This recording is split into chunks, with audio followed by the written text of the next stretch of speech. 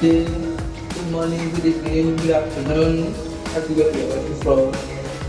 Yeah, welcome to CareLink Telehealth stuff. Today's episode of Speak with a Specialist on your health. So, how are you doing from your side? How is your family? How is the country treating you? Large.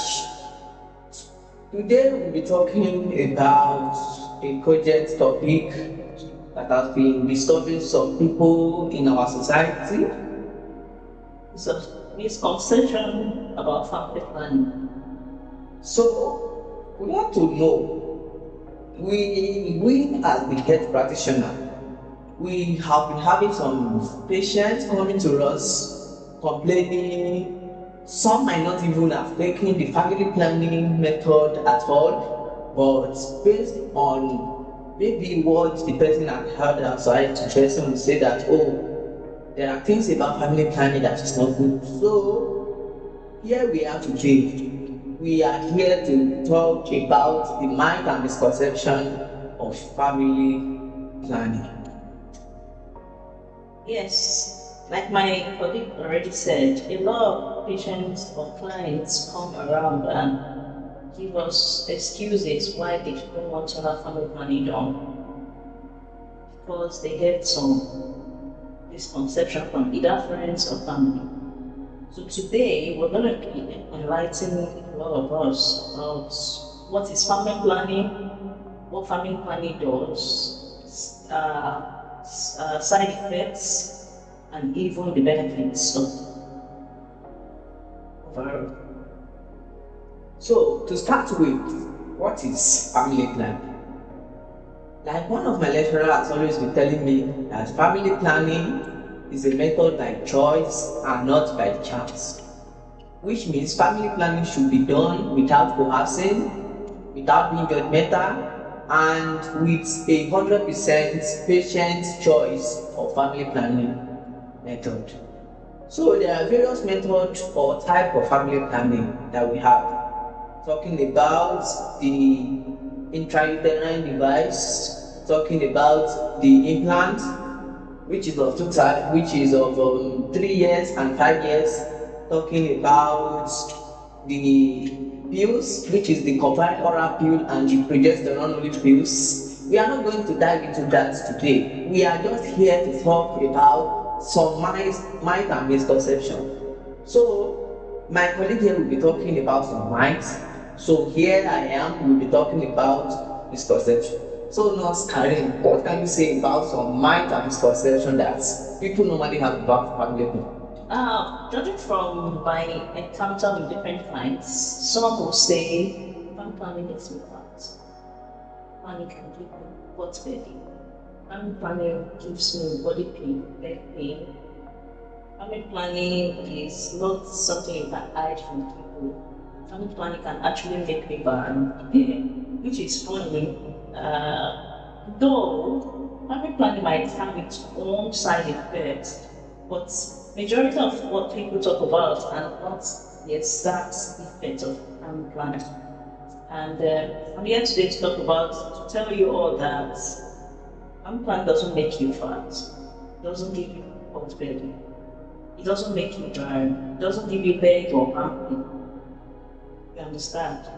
So though there are different side effects depending on the time to choose. You understand? So but none of the method has any of these side effects. And that has actually put so many people in a space where they just don't want to do it. If you don't plan your family, how will cheap? Like many people having 4, 5 children in gigs, This economy. You don't want to have 5 kids or 6 kids. It's really crazy because most people normally see that as an excuse. Yeah. Because I have many clients telling me that, oh, if I go for any family planning method now, I will increase from 50 kg to 85 kg, and she doesn't want to go through that route. You can imagine that. And we have some patients, even after the counseling, 3 months after they come to us again, having pregnant for the 5th or 6th child. Yeah. So I even heard about this religion. I don't want to bring religious to it, but I heard that, for example, people who are Catholics, they are not allowed to, have family. Yeah, something like that. But I think that was the right now you see a lot of Catholics, Igbo people in quotes. They come to have family planning. Apart from the fact that you don't want to have too many kids. Family planning has a way of making your reproductive health, women especially, to come back to normal. For example, you have a flat tummy before you got married, before you have a child, and then you got pregnant, and everything just came out pure, like a balloon. It takes time for the reproductive organs to go back to normal, the uterus. So, like, imagine having a child last year and you're already pregnant again. I'm not saying it's a bad thing though. Yes. But and you're already pregnant again, you barely even heal from what you went through. So even though we say, okay, after 6 weeks you're healed, that's if you have normal labor. But that doesn't mean Even some normal labor comes with laceration and trauma and all that. doesn't mean your uterus or your fallopian tube or your reproductive organ generally is ready to accommodate another. So you understand. So that's why I don't know. It's common lately when you see a woman of 25, 26, 27, they are looking like 60-year-old. They are looking like 40, 50. It's not because they don't even have time to take them of themselves. I do tell my my clients that for a woman, you spend 20 years of your life raising kids. Wow. It might sound funny, but thinking about when you got married, you had your first child, your second child, your third, you don't stop taking care of them until they are in the higher institution. Even if they are in higher institutions, so take care of them. So for you to nurse about 3 to 4, 5, 6 kids for 20 years, that's like, that's going to for a lifetime. So before you can actually get back to your normal self, it's already getting too late. You understand? So that's why we always try to advise our patient that okay, plan at least a method of family planning.